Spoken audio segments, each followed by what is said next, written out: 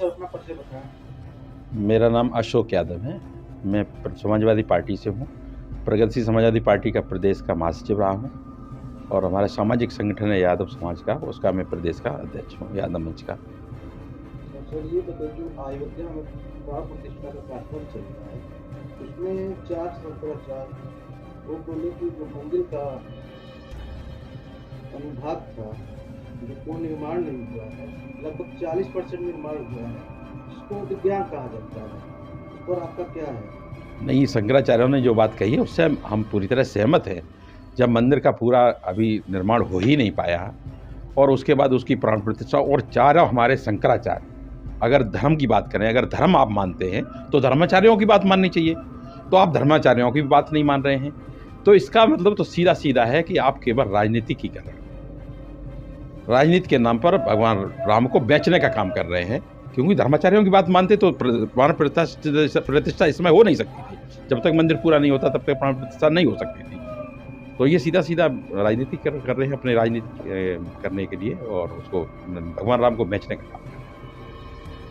शंकराचार्यों के बजाय प्रधानमंत्री जी सारा कार्यक्रम कर रहे हैं, अपने हाथ से कर रहे हैं, पूजा पाठ कर रहे हैं, प्राण प्रतिष्ठा करा रहे हैं।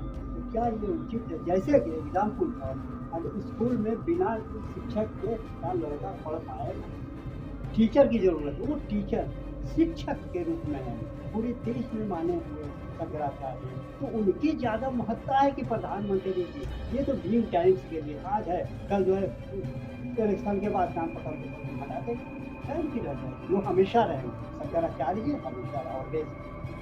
बिल्कुल नहीं, बिल्कुल सही कहा है। क्योंकि इस प्राण प्रतिष्ठा से और सरकार से क्या संबंध है? इसका एक ट्रस्ट बना हुआ है और प्राण प्रतिष्ठा मंदिर पूरा होने के बाद होती, हमारे धर्माचार्य साधु संत वहाँ एकत्रित होते और जब पूरा निर्माण हो जाता मंदिर का, उस समय इसकी प्राण प्रतिष्ठा। ये सभी की आस्था है, भगवान राम सबके हैं, राम भाई हैं, कृष्ण भाई हैं, ईश्वर भाई हैं, अल्लाह भाई हैं, सब एक ही तो हैं। इनको आप बांटने की बात कर रहे हैं, तो इससे केवल आप अपनी राजनीति को, ये कार्यक्रम कोई प्राण प्रतिष्ठा नहीं है, ये तो नाम दे दिया प्राण प्रतिष्ठा। ये कार्यक्रम भारतीय जनता पार्टी और आरएसएस का कार्यक्रम है, ये उनका निजी कार्यक्रम है, ये जनता का कार्यक्रम नहीं है।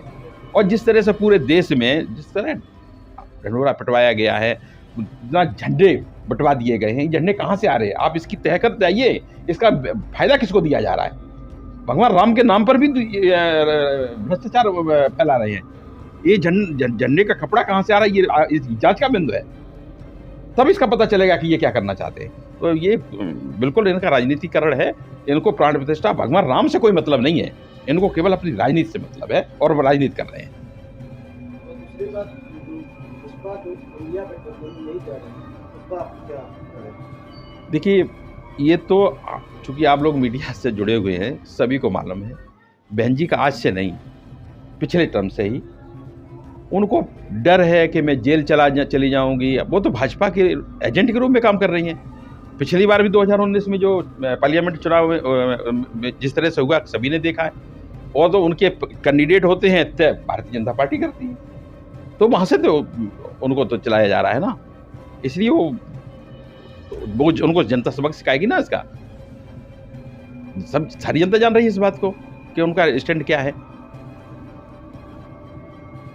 तो बाबा भीमराव का जो 22 प्रतिज्ञाएं हैं, उस पर आप क्या कहना है?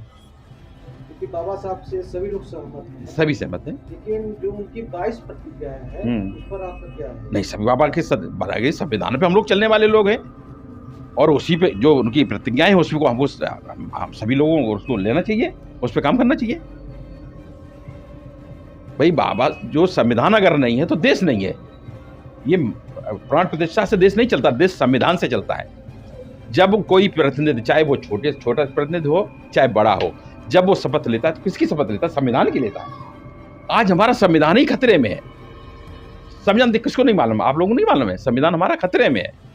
ये संविधान खत्म करना चाह रहे हैं, ये हमारे तिरंगा झंडे को खत्म करना चाह रहे हैं। क्या हुआ? झंडा घर घर झंडा तिरंगा लगवा दिया। उस झंडे का क्या हुआ? कभी जमाने में होता था कि अगर तिरंगा झंडे का अपमान किया तो उसके खिलाफ एफआईआर हो जाती, तो उसको सजा होती थी। उस तिरंगे को आपने घर घर जाके रोडों पे फेंकवा दिया, कूड़ेदान फेंकवा दिया, अपना जूता साफ कर रहे हैं। इससे ज्यादा क्या विडंबना हो सकती है? क्या चाहते हैं? कहाँ देश को ले जाएंगे?